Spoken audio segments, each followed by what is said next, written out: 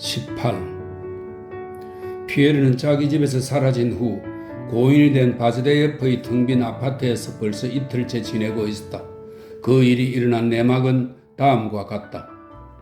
모스크바로 돌아와 라스톱친 백작을 만난 다음날 눈을 떴을 때 피에르는 자신이 어디에 있는지, 사람들이 자기에게 무엇을 바라는지 한참 동안 이해할 수 없었다.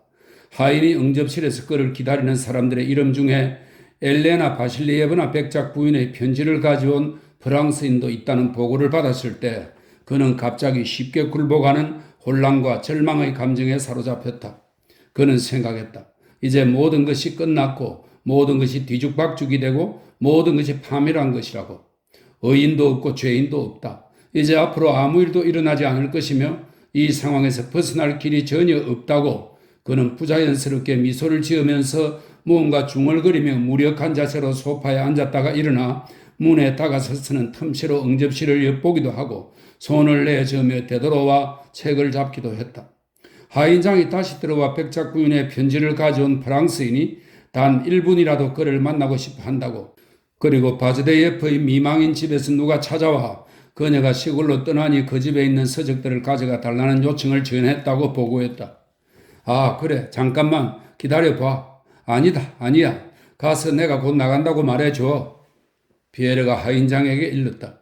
하지만 하인장이 나가자마자 피에르는 테이블에 놓인 모자를 집어들고 뒷문을 통해 서재를 빠져나갔다. 복도에는 아무도 없었다. 피에르는 복도를 따라 계단까지 걸어가 얼굴을 찌푸린 채 두 손으로 이마를 문지르며 1층 청계참으로 내려갔다. 정문 옆에 수위가 서 있었다. 피에르가 선 청계참에는 뒷문으로 이어지는 계단이 있었다. 그는 그 계단을 내려가 안마당으로 나갔다. 아무도 그가 빠져나간 것을 보지 못했다. 그러나 대문을 나서자마자 길가에서 성룡 마차 옆에 서 있던 마부와 문지기가 주인을 보고 그를 향해 모자를 벗었다. 자신에게 쏠린 시선을 느낀 피에르는 자신의 모습을 아무에게도 들키지 않도록 덤불에 머리를 숨긴 타조처럼 행동했다. 그는 고개를 숙인 채 걸음을 재촉하며 길을 걸어갔다. 피에르는 이날 아침 자기가 해야 할 일 중에서 이오시프 알렉세예비치의 서적과 서류를 정리하는 일을 가장 중요하게 생각했다. 그는 가장 먼저 눈에 띄는 마차를 세워 바즈데예프의 미망인이 사는 파트리아르시의 연못이 있는 동네로 가자고 했다. 모스크바를 떠나는 사람들이 사방에서 움직이는 집마차 대열을 끊임없이 돌아보면서 덜컹거리는 낡은 상마차에서 떨어지지 않기 위해 뚱뚱한 몸을 가누면서 피에르는 학교에서 도망쳐 나온 소년처럼 기쁨을 맛보며 마부와 이런저런 이야기를 나누었다. 마부는 오늘 크렘린 궁에서 사람들에게 무기를 나눠준다고, 그리고 내일 모든 서민들이 트리고리 관문으로 나가라는 명령을 받았고 그곳에서 대규모 전투가 벌어질 거라고 이야기했다. 파트리아르시의 연못에 도착한 피에르는 오랫동안 방문하지 않았던 바즈데예프의 저택을 찾았다. 그는 쪽문으로 다가갔다. 피에르가 문을 두드리자 게라심이 나왔다. 피에르가 5년 전에 토르조크에서 이오시프 알렉세예비치를 만났을 때 그와 함께 있던 얼굴이 누르스름하고 특수임이 없는 자그마한 바로 그 노인이었다. 집에 계신가? 피에르가 물었다. 상황이 상황이니만큼 소피아 다닐로브나 마님은 자녀들과 토르조크에 있는 마을로 떠나셨습니다. 백작카카. 어쨌든 들어가겠네. 서적을 정리해야 해. 피에르가 말했다. 어서 들어오십시오. 고인의 형제 마카로 알렉세예비치가 남아 있습니다. 아시겠지만 그분은 몸이 쇠약해서요. 늙은 하인이 말했다. 피에르가 알기로 마카르 알렉세예비치는 이오시프 알렉세예비치의 동생으로 술주정뱅이에 반쯤 미친 사람이었다. 그래 알고 있어. 들어가. 피에르는 이렇게 말하며 집 안으로 들어섰다. 키가 크고 코가 불그레한 대머리 노인이 가운을 걸치고 맨발에 덧신을 신은 채 대기실에 서 있었다. 피에르를 보자 그는 화난 듯 무엇라고 중얼거리면서 복도로 가버렸다. 아주 똑똑한 분이셨는데 이제는 보시다시피 쇠약해지셨어요? 게라심이 말했다. 서재로 가시겠습니까? 피에르는 고개를 끄덕였다. 서재는 봉인되었는데 지금도 그대로 있습니다. 소피아 다닐로브나 마님께서는 백장님 댁에서 사람이 오면 서적들을 넘기라고 지시하셨습니다. 피에르는 은혜를 입은 고인이 살아있을 때 몹시 긴장하면서 들어가곤 했던 음울한 서재로 들어갔다. 이오시프 알렉세예비치가 죽은 후 사람의 손이 닿지 않는 먼지 투성이 서재가 더욱더 음울해 보였다. 게라심은 덧문 하나를 열어놓고 까치걸음으로 서재에서 나갔다. 피에르는 서재를 둘러보고 필사본들이 있는 책장에 다가가 한때 교단의 가장 중요한 성물 중 하나였던 필사본 한 부를 꺼냈다. 은인의 주석과 해석이 달린 스코틀랜드 문서의 원본이었다. 그는 먼지 쌓인 책상 앞에 앉아 원고를 펼쳤다 덮었다 하다가 마침내 그것을 옆으로 치우고 두 손으로 턱을 받친 채 생각에 잠겼다. 게라심이 여러 번 서재를 조심스럽게 들여다보았으나 피에르가 똑같은 자세로 앉아있는 모습만 보았다. 2시간이 더 지났다. 게라심이 피에르의 주의를 끌기 위해 문가에서 부시럭댔다. 그러나 피에르는 그 소리를 듣지 못했다. 상마차를 돌려보내도 될까요? 아, 그렇지. 피에르는 정신을 차리고 벌떡 일어서며 말했다. 저기, 그는 게라심의 플로코트 단추를 잡고 감기게 기운 듯 반짝이는 촉촉한 눈동자로 노인을 내려다보며 말했다. 저기, 내일 전투가 있다는 것을 아나? 그렇다고 들었습니다. 게라심이 대답했다. 내가 누구인지 아무에게도 말하지 말아주게. 그리고 내 부탁 좀 들어주게. 알겠습니다. 게라심이 말했다. 식사를 하시겠습니까? 아니, 다른 부탁이 있어. 농부의 옷과 피스톨이 필요해. 갑자기 얼굴을 붉히며 피에르가 말했다. 알겠습니다. 게라심이 잠시 생각한 뒤에 말했다. 그날 내내 피에르는 은인의 서재에서 혼자말을 중얼거리며 이구석 저구석 초조하게 돌아다녔고 그를 위해 준비한 침상에서 밤을 보냈다. 게라심은 일생 동안 온갖 이상한 것들을 지켜본 하인의 습성으로 피에르가 거처를 옮기는 것을 덤덤히 받아들였고 섬길 사람이 생긴 것에 흡족해 하는 듯 했다. 그는 왜 그런 것이 필요한지 의문조차 품지 않고 바로 그날 밤 피에르에게 카프탄과 모자를 구해주고는 부탁한 피스톨은 다음날 구해놓겠다고 약속했다. 그날 밤 마카르 알렉세비치는 더신을 끌며 두어 번 문으로 터벅터벅 다가가 아부라도 하듯 피에르를 바라보고 가만히 서 있었다. 하지만 피에르가 돌아보면 이내 부끄럽고 화가 난 기색으로 가운을 여미고는 황급히 가버렸다. 피에르가 로스토프가 사람들을 만난 것은 게라심이 구해준 전기로 소독한 마부의 카프탄을 입고 피스톨을 사기 위해 게라심과 함께 수아레바 탑 근처를 지나가고 있을 때였다. 19. 9월 1일 밤 쿠투조프는 러시아군의 모스크바를 통과하여 랴장 가도로 퇴각하라는 명령을 내렸다. 밤이 되다 첫 번째 부대가 출발했다. 야간에 행군을 시작한 부대는 서두르지 않으면서 천천히 품위를 지키면서 이동했다. 그러나 새벽에 출발한 부대는 도로고밀로브 다리로 접근할 때쯤 앞에는 서로 밀치며 다급하게 강을 건드리는 군인들과 위로 올라가 거리와 골목을 가득 메우는 군인들을, 뒤에는 끝없이 밀어닥치는 군인들을 보게 되었다. 그러자 이유 없는 초조와 불안이 부대를 사로잡았다. 모든 사람들이 다리 쪽으로, 다리 위로, 얕은 여울로 보트 안으로 돌진했다. 쿠투조프는 골목길로 우회해서 모스크바 너머로 가도록 자신의 마차에 지시했다. 9월 2일 오전 10시 무렵 도로고밀로브 근교의 넓은 들판에는 후위 부대만 남아있었다. 러시아군은 이미 모스크바 너머와 모스크바 외곽에 있었다. 같은 시간, 즉 9월 2일 오전 10시 나폴레옹은 포클로나야 언덕에 있는 무대들 사이에 서서 그 앞에 펼쳐진 광경을 바라보고 있었다. 8월 26일부터 9월 2일까지, 다시 말해 보로디노 전투부터 시작해서 모스크바 침공에 이르기까지 그 불안하고 잊지 못할 일주일 내내 언제나 사람들을 감동시키는 그 특별한 가을 날씨가 계속되었다.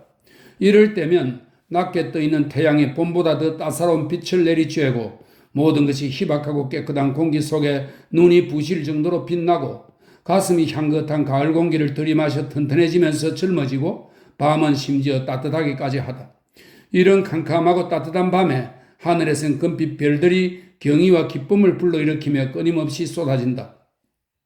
9월 2일 오전 10시, 바로 그런 날씨였다. 아침의 빛은 마법적이었다. 포클로나야 언덕에서 바라보는 모스크바가 강과 정원과 교회와 더불어 더 넓게 펼쳐졌다.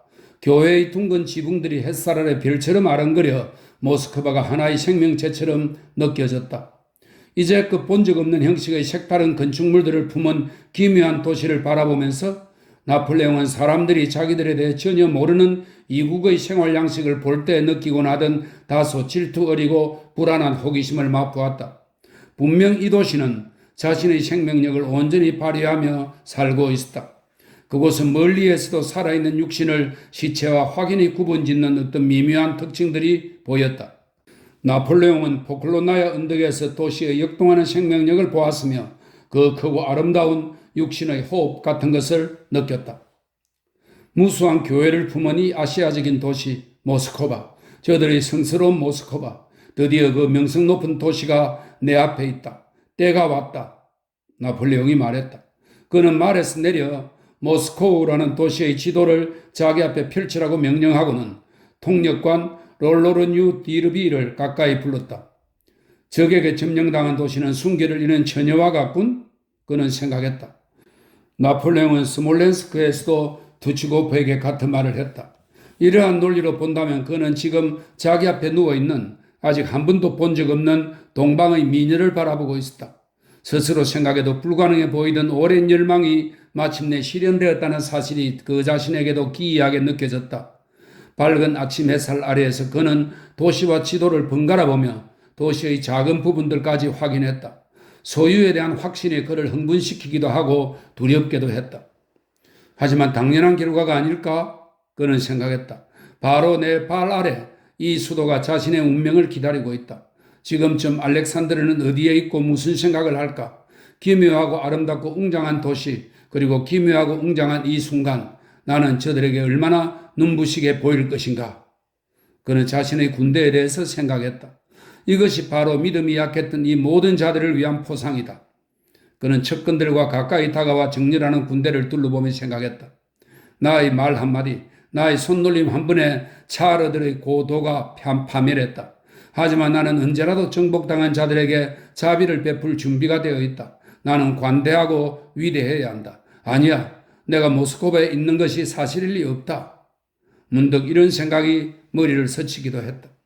그러나 바로 저기 모스크바가 둥근 황금빛 지붕과 십자가를 햇빛에 반짝이고 아른거리며 나의 발 아래 누워있다.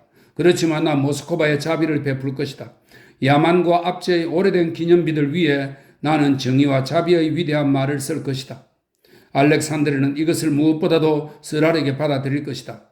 나는 그를 잘 안다. 나폴레옹은 지금 벌어지고 있는 이 일의 가장 큰 이유가 자기 자신과 알렉산드르의 개인 대 개인의 싸움인 것처럼 느껴졌다. 크렘린의 높은 곳에서, 그래, 저것이 크렘린일 거야, 맞아. 내가 저들에게 정의의 법을 줄 것이야. 내가 저들에게 진정한 문명의 의미를 보여줄 것이야. 보야르의 후손들이, 이 보야르는 중세 러시아 귀족 사회의 특권층으로 차르와 그 부인의 측근인 대귀족을 일컫습니다. 보야르의 후손들이 대대로 자신을 정복한 자의 이름을 애정 어린 마음으로 기억하게 할 것이야. 난 저들의 대표단에 내가 전쟁을 원하지 않았으며 지금도 원하지 않는다고 말할 것이다. 단지 저들의 궁정이 만들어낸 잘못된 정치와 싸웠을 뿐이라고.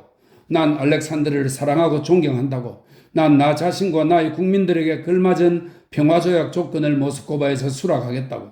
난 존경받는 황제를 모욕하는 것에 전성의 행복을 이용하고 싶지 않다. 난 보야르들에게 말할 것이다. 난 전쟁을 원하지 않소. 내가 원하는 것은 내 모든 백성들의 평화와 안녕이요. 그러나 난 안다. 저들 앞에 서면 난 용기가 절로 치솟아 언제나 그렇듯이 분명하고 장중하고 위엄있게 저들에게 연설할 것이다. 그런데 내가 진정 모스크바에 와 있단 말인가? 그렇다. 모스크바가 바로 여기에 있다. 보야르들을 데려와라. 그는 수행원들에게 말했다. 한 장군이 눈부신 수행원들과 함께 보야르들을 데려오기 위해 말을 타고 즉시 떠났다. 2시간이 지났다. 나폴레옹은 아침 식사를 마치고 다시 포클로나야 언덕의 똑같은 자리에 서서 대표단을 기다렸다. 보야르들에게 할 연설이 머릿속에 준비되어 있었다. 그 연설은 나폴레옹이 알고 있는 기품과 위엄으로 가득했다. 나폴레옹은 모스크바에서 사용할 자신의 관대한 말투에 스스로도 황홀해했다. 상상 속에서 그는 차르의 궁정에서 러시아의 고관들과 프랑스 황제의 고관들이 만나게 될 회합 날짜를 정했다. 또한 머릿속으로 주민들의 마음을 달래줄 총독을 임명하기도 했다. 모스크바에 자선단체가 많다는 것을 알고 상상 속에서 그 모든 자선단체가 그의 은총을 듬뿍 받게 하리라 결심했다. 아프리카에서 모자 달린 외투를 입고 회교 사원에 앉아야 했던 것처럼 모스크바에서는 짜르같이 자비롭게 처신해야겠다고 생각했다. 그리고 다정하고 가여운 나의 사랑하는 어머니라는 말을 언급하지 않고는 감상적인 것을 전혀 상상하지 못하는 프랑스인들과 마찬가지로 그는 러시아인들의 마음을 완전히 감동시키기 위해 이 모든 자선단체의 건물에 커다란 글씨로 나의 사랑하는 어머니에게 바치는 시설이라고 쓰도록 지시해야겠다고 생각했다. 아니야, 단순하게 나의 어머니의 집으로 하자. 그는 속으로 결정했다. 그런데 내가 정말 모스크바에 있단 말인가? 그래, 저기 내 앞에 모스크바가 있다. 그런데 이 도시의 대표단은 도대체 왜 이렇게 나타나지 않는 거야? 그는 생각했다.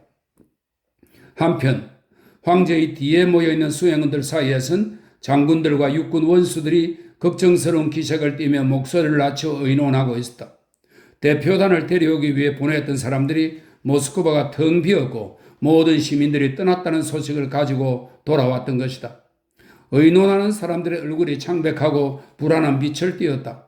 그들이 두려운 것은 사람들이 모스크바를 떠났다는 소식이 아니라 그 사건이 아무리 중요하게 여겨질지라도 그 소식을 어떤 식으로 황제에게 보고할 것인가. 프랑스인들이 우스꽝스럽다고 일컫는 끔찍한 상황에 황제가 빠지지 않게 하면서 보야르들을 그토록 오래 기다린 것이 부질없는 일이었고 술주정뱅이 무리 외에 아무도 남지 않았다는 사실을 어떤 식으로 보고할 것인가 하는 점이었다. 사람들은 무슨 일이 있어도 어떻게든 대표단을 만들어 봐야 한다고 말했다.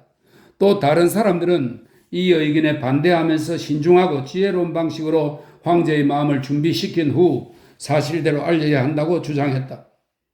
그러나 폐하께 말씀드려야 수행원들이 말했다. 그러나 여러분, 황제가 자신의 관대함을 보여줄 계획을 짜며 지도 앞에서 초조하게 이리저리 거닐고 이따금 손을 이마에 대고 모스크바로 통하는 도로를 바라보면서 자랑스러운 미소를 짓고 있었기에 상황은 더욱 곤란했다. 하지만 난처하군요. 그렇게 할 수는 없습니다. 수행원들은 어깨를 으쓱하며 말했다. 그들은 마음속으로 떠오르는 우스꽝스럽다라는 무시무시한 단어를 입 밖에 낼 엄두를 내지 못하고 있었다. 한편 헛된 기다림에 지친 황제는 장엄한 순간이 너무 오래 이어지면 그 장엄함이 사라진다는 것을 배우의 감각으로 감지하고 한 손으로 신호를 보냈다. 신호를 알리는 포성이 적막하게 울려 퍼졌고 여러 방향에서 모스크바를 포위하고 있던 부대들이 트베리 관문, 칼루가 관문, 도로고밀로브 관문을 통해 모스크바로 진입했다. 말을 탄 군인들은 자신들이 일으킨 먼지구름 속에 모습을 감추면서 빠른 걸음으로 혹은 다름질로 앞서거니 뒤서거니 하며 더욱 빠르게 진군했고 하나로 어우러진 함성 소리가 대기를 흔들었다. 나폴레옹은 군대의 행군에 이끌려 도로고밀로브 관문까지 그들과 함께 갔으나 그곳에서 다시 멈추었다. 말에서 내린 그는 카메르 콜레시스키 성벽 옆을 오랫동안 거닐며 대표단을 기다렸다. 20. 모스크바는 텅 비어 있었다. 그곳에 아직 사람들이 있기는 했다. 예전에 살았던 인구의 50분의 1 정도가 남아있기는 했지만 텅 빈 것이나 마찬가지였다. 모스크바는 여왕벌이 없어져 생명력을 잃어가는 벌집처럼 비어 있었다. 여왕벌이 없는 벌집에는 생명력은 이미 없지만 겉으로는 여느 벌집들처럼 활력이 있어 보인다. 생명력이 있는 다른 벌집들과 똑같이 여왕벌이 없어진 벌집 주위에도 한낮의 뜨거운 햇살 아래 꿀벌들이 분주하게 맴돈다. 그 벌집도 멀리에서부터 꿀향기를 풍기고 떠나드는 꿀벌들이 있다. 그러나 자세히 들여다보면 그 벌집이 이미 생명력을 다했다는 사실을 알 수 있다. 우선 여기의 꿀벌들이 생명 있는 벌집들과 다르게 날아다니고 다른 냄새와 다른 소리가 양봉가를 놀라게 한다. 양봉가가 병든 벌집의 벽을 두드리면 수만 마리가 엉덩이를 위협적으로 웅크리고 빠른 날개짓으로 경쾌하고 생명력 있는 소리를 내면서 적극적이고 동시다발적으로 반응하는 대신 텅 빈 벌집 여기저기에서 드문드문 메아리처럼 울리는 윙윙거림이 들렸다. 벌집 입구에서는 예전처럼 알코올 냄새가 섞인 향기로운 꿀과 독의 냄새도 풍기지 않고 가득 차 있음의 온기도 느껴지지 않으며 꿀 냄새는 공허와 부패의 악취와 뒤섞여 있다. 벌집 입구에는 방어하기 위해 죽음을 각오하고 엉덩이를 위로 치켜든 채 경보음을 울리는 보초병들이 더 이상 없다. 고르고 나직한 소리, 물 끓는 소리와 비슷한 노동의 움직임 소리도 더 이상 나지 않고 조화롭지 못하고 분산된 무질서의 소리만 들린다. 검고 길쭉한 몸통에 꿀을 덕지덕지 묻힌 약탈자 벌들이 눈치 보면서 잽싸게 벌집을 드나든다. 그 벌들은 침을 쏘지 않고 위험을 피해 슬그머니 가버린다. 예전에 벌들이 짐을 들고 날아들었다가 빈몸으로 나갔다면 이제는 짐을 들고 나간다. 양봉가가 벌통 아래쪽 칸을 열고 그 속을 들여다본다. 예전에 노동으로 온순해진 통통한 꿀벌들이 서로 다리를 붙잡고 끊임없이 작업하는 소음을 내며 밀랍을 길게 늘여 바닥까지 끈처럼 늘어져 있었다면 이제는 비쩍 마른 몽롱한 벌들이 여기저기에서 벌집 바닥과 벽을 멍하니 돌아다닌다. 풀을 깔끔하게 바르고 날개 부채로 깨끗이 썰어놓은 바닥 대신 밀랍 부스러기, 꿀벌들의 배설물, 거의 죽은 상태로 발만 살짝 움직이는 별들이나 완전히 죽은 꿀벌들이 치워지지 않은 채 널려 있다. 양봉가는 벌통 위쪽 칸을 열고 벌집의 머리 부분을 살핀다. 벌집의 모든 틈새를 남김없이 메워 애벌레를 따뜻하게 해주던 꿀벌들의 빽빽한 대열 대신 이제는 교묘하고 복잡한 솜씨로 지은 벌집을 보게 된다. 하지만 그것은 이미 예전의 순결한 형태를 잃었다. 모든 것이 방치되어 있고 더러워졌다. 약찰자들인 검은 벌들이 재빠르고 은밀하게 작업장 여기저기를 뒤지고 다닌다. 벌집의 주인인 꿀벌들은 마치 늙은 것처럼 몸이 바싹 마르고 짧아지고 축 늘어져 아무것도 방해하지 않으면서 아무것도 바라지 않으면서 삶에 대한 인식을 상실한 채 너릿너릿 돌아다닌다. 수벌들, 말벌들, 땅벌들과 나비들이 날아다니며 실없이 벌집 벽을 툭툭 친다. 죽은 애벌레와 꾸리던 밀랍방 어딘가에서 이따금 성난 윙윙거림이 들린다. 어딘가에서 꿀벌 두 마리가 오랜 습관과 기억에 따라 벌집을 청소하려고 애를 쓰며 죽은 꿀벌이나 땅벌을 밖으로 끌어내는데 자신들도 무엇 때문에 이 일을 하고 있는지는 모른다. 다른 한 구석에는 또 다른 두 늙은 꿀벌이 귀찮은 듯 싸우거나 자기 몸을 깨끗이 씻거나 서로 먹이를 주는데 자신들도 서로 적대적인지 우호적인지는 모른다. 또 어떤 구석에서는 꿀벌 무리가 서로 짓밟으면서 한 마리의 희생양에 달려들어 그 꿀벌을 때리고 질식시킨다. 그러면 힘이 빠지거나 죽임을 당한 꿀벌이 깃털처럼 가볍게 시체 더미로 천천히 떨어진다. 양봉가는 벌들의 보금자리를 보기 위해 가운데 있는 밀랍방 두 개를 열어본다. 예전에 수천 마리의 벌들이 원을 이루며 서로 등을 맞대고 좀처음이 앉아 자기들 작업의 숭고한 비밀을 지키고 있었다면 이제는 반쯤 죽어 무기력하게 잠에 빠진 수백 마리 벌들의 몸통만 보인다. 꿀벌들은 자신들이 지키면 더 이상 존재하지 않는 성물 위에 앉아 스스로도 깨닫지 못한 사이에 거의 다 죽어버렸다. 그 꿀벌들은 부패와 죽음의 악취를 풍긴다. 그중 몇 마리만 꿈틀거리며 일어나 힘없이 날아올라 적을 찌르고 죽을 힘도 없이 적의 손 위에 내려앉는다. 나머지 죽은 꿀벌들은 물고기 비늘처럼 가볍게 아래로 떨어진다. 양봉가는 벌통을 닫고 분필로 표시했다가 나중에 시간이 날 때 그것을 부수고 불태운다.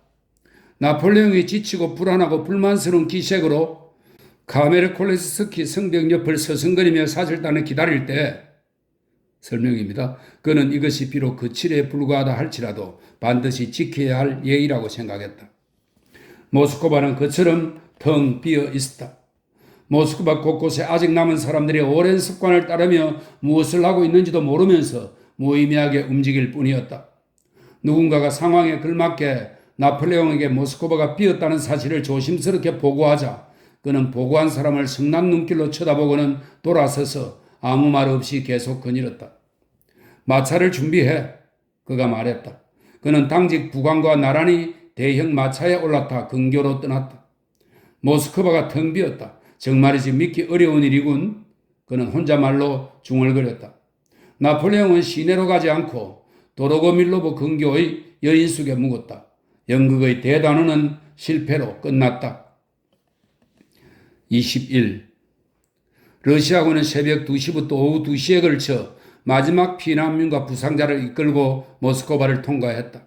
군대가 이동하는 과정에서 가장 혼잡했던 곳은 카멘니, 모스코보레츠키와 야우저스키 다리들이었다. 크렘린 주변에서 둘러갈라진 군대가 모스크보레츠키 다리와 카메니 다리에서 합류한 순간 엄청난 수의 병사들이 정체와 혼잡을 틈타 다리에서 방향을 틀어 성 바실리 교회를 지나 보로비츠키 대문을 빠져나간 뒤 언덕으로 붉은 광장으로 몰래 조용히 다름질 쳤다.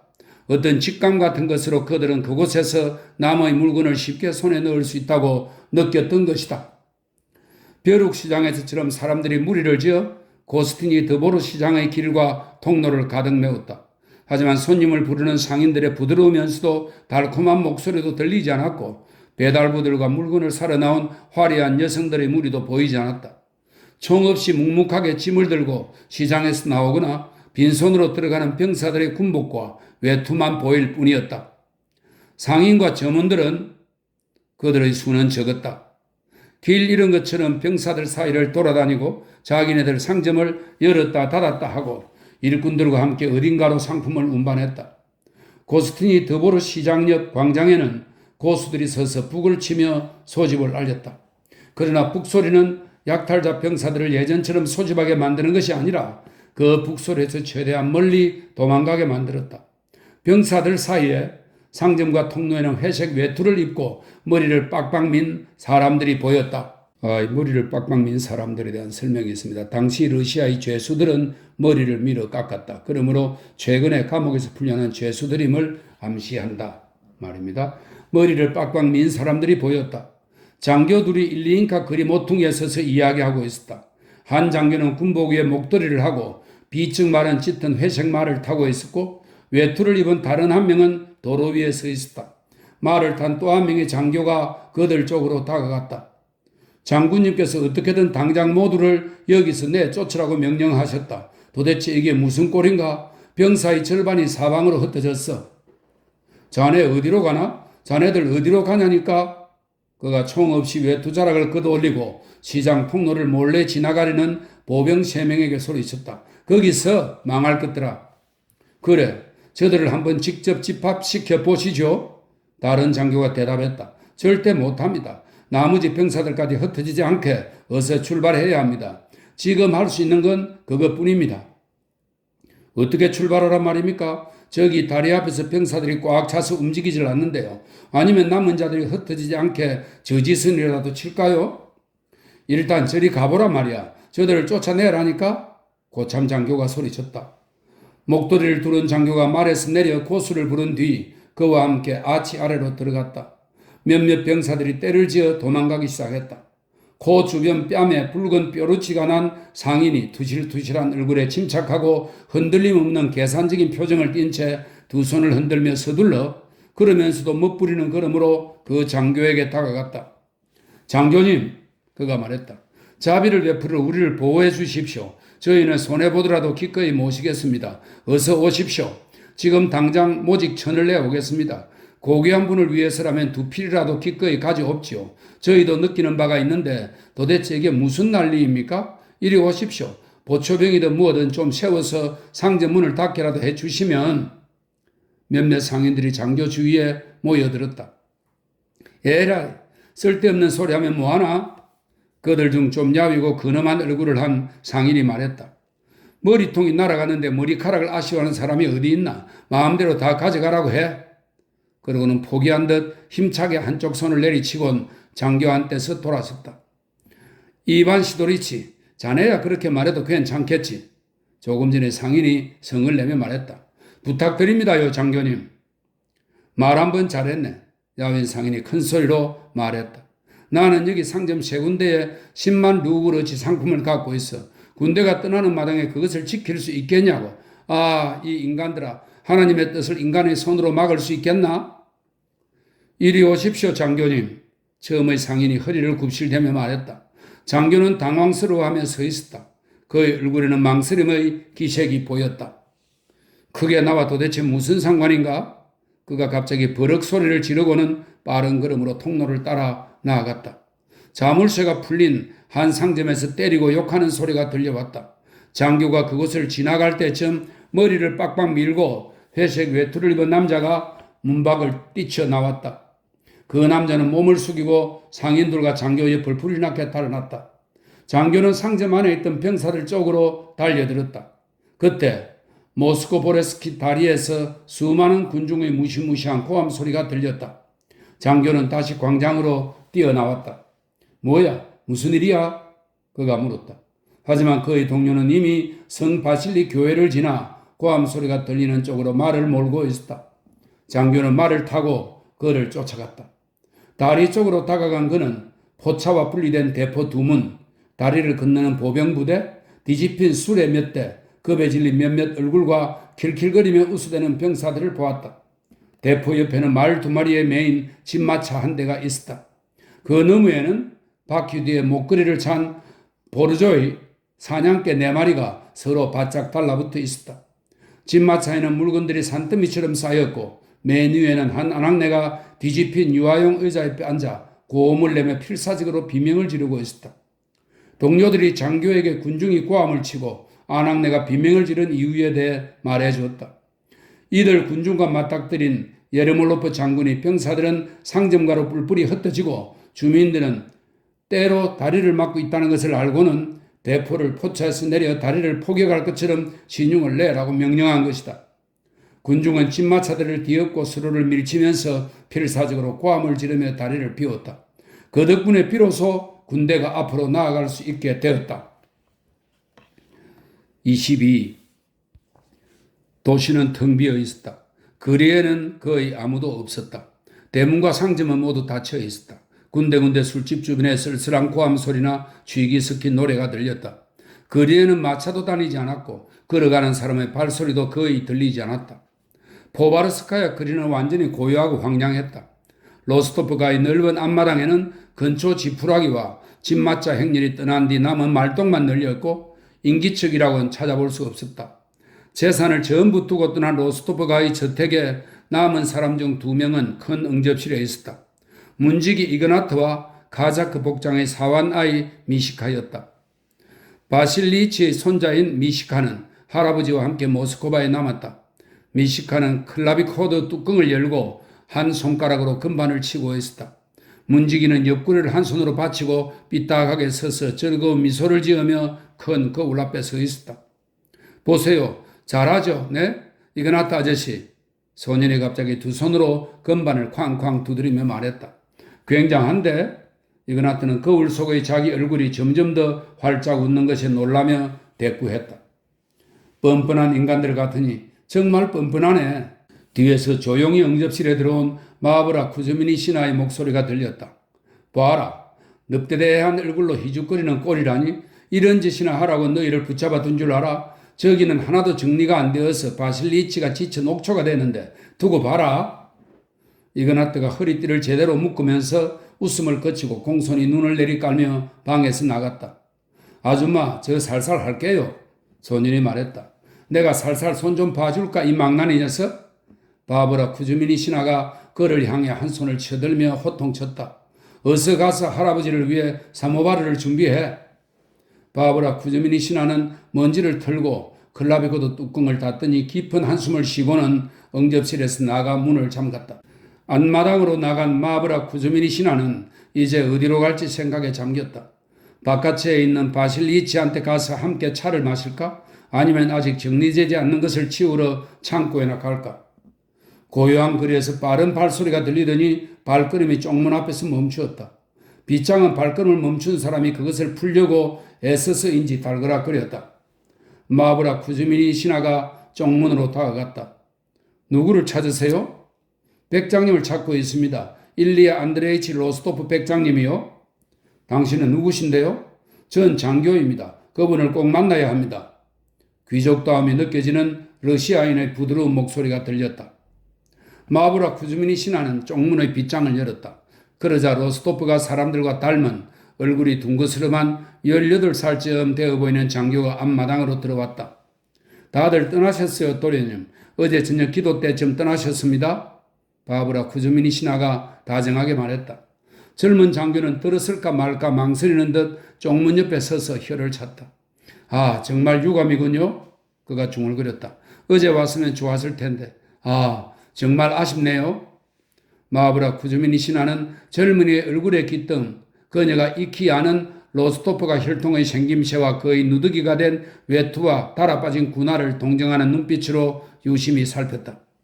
무슨 일로 백장님을 만나려 하셨나요? 그녀가 물었다. 아니, 할 수 없죠. 장교가 애석하다는 투로 말하고는 떠나기로 결심한 듯 쪽문을 잡았다. 하지만 다시 주저하며 걸음을 멈추었다. 그게 말이죠. 그가 불쑥 입을 열었다.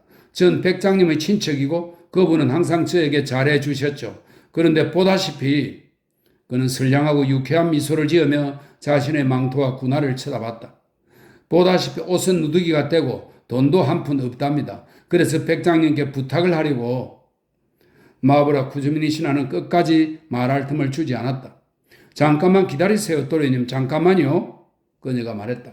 그리고 장교가 쪽문에서 손을 내리자 마브라 쿠즈미니 신하는 돌아서서 노파 특유의 걸음으로 뒷마당의 자신이 묵고 있는 바깥채로 서둘러 갔다. 마브라 쿠즈미니 신하가 자기 거치에 다녀오는 동안 장교는 고개를 숙이고 자신의 구멍난 군화를 보면서 가벼운 미소를 지은 채 안마당을 거닐었다. 아저씨를 만나지 못해 정말 아쉽군. 좋은 할멈이야. 그런데 어디로 간 거지? 지금쯤 로고즈스키 관문으로 가고 있을 연대를 따라잡으려면 어느 길로 가야 할지 누구한테 물어봐야 하나? 젊은 장교가 생각하고 있을 때 마브라 쿠즈미니 신하가 두려움과 단호함이 뒤섞인 얼굴로 돌돌 만 격자무늬 손수건을 두 손에 쥔 채 모퉁이 뒤에서 나왔다. 그녀는 장교 앞에 이르기도 전에 손수건을 펼치며 그 안에 들어있는 25루블짜리 하얀 지폐 한 장을 꺼내 장교에게 황급히 건넸다.